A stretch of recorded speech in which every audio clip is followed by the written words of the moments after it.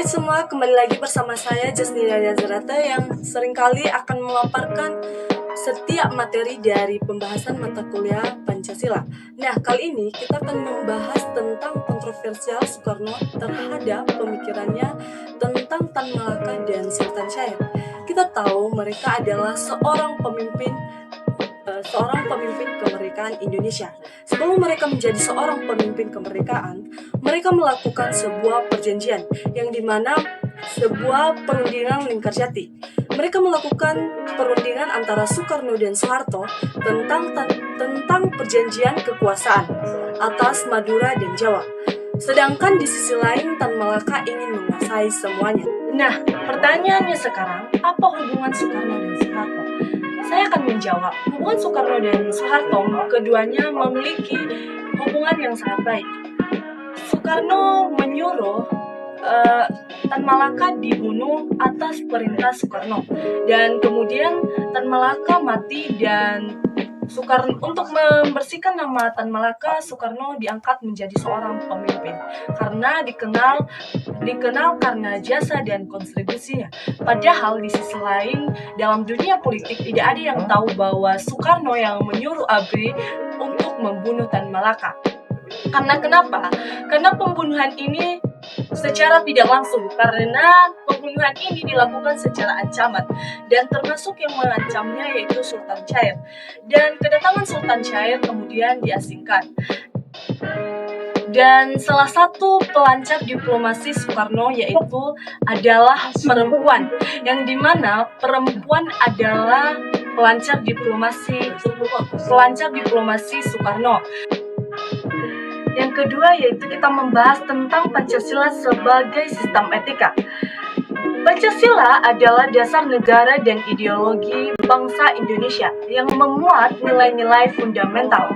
Selain sebagai landasan konstitusi, Pancasila juga dapat dipahami sebagai sistem etika, yaitu pedoman moral bagi setiap warga negara dalam kehidupan sehari-hari. Nah, selanjutnya kita membahas tentang konsep Pancasila sebagai sistem etika. Sistem etika adalah kumpulan nilai, prinsip, dan norma yang menjadi pedoman perilaku manusia agar bertindak sesuai moral, adil, dan bertanggung jawab. Selanjutnya kita membahas tentang nilai etika pada setiap sila. Sila pertama, ketuhanan yang Maha Esa. Nilai etikanya terdiri dari toleransi, hormat beragama, dan spiritual. Nah, contoh perilaku yang baik yang kita harus ketahui di situ yaitu kita sebagai manusia harus menghormati agama orang lain. Kedua, kemanusiaan yang adil dan beradab. Sistem nilai etikanya yaitu hak asasi manusia, keadilan, dan empati. Nah, contoh perilaku yang baik yaitu kita harus menolong orang-orang yang lagi kesusahan. Nah, ketiga sekarang yaitu persatuan Indonesia. Nilai etikanya yaitu terdiri dari solidaritas, kebersamaan, dan nasionalisme. Nah, jadi yang ketiga ini kita harus menerima pendapat orang lain. Keempat, kerakyatan yang dipimpin oleh hikmat kebijaksanaan dalam pemusyawaratan perwakilan.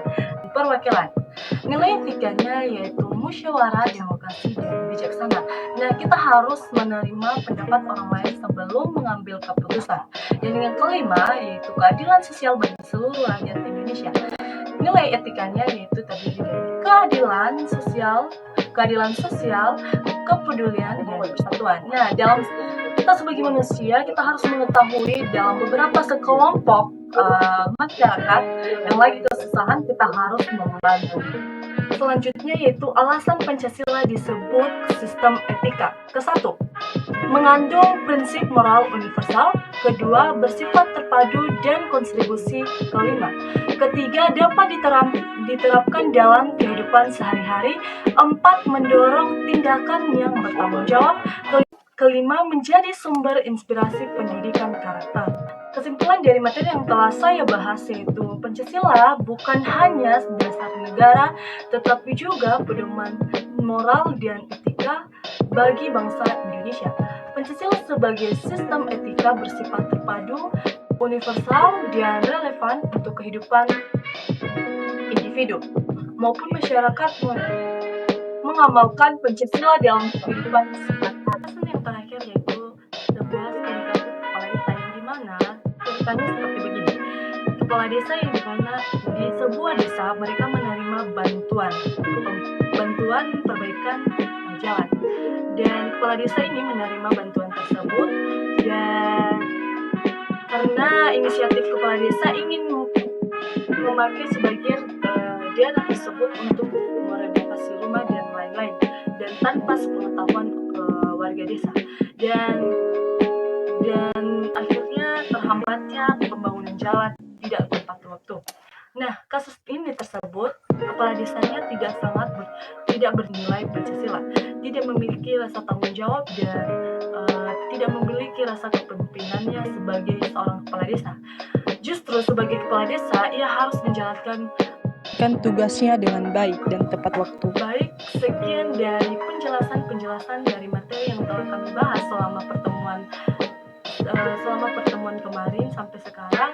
Kami telah membahas beberapa poin-poin, dan saya sudah menjelaskannya tadi, dan semoga kita sama-sama mengerti apa yang saya bahas tersebut.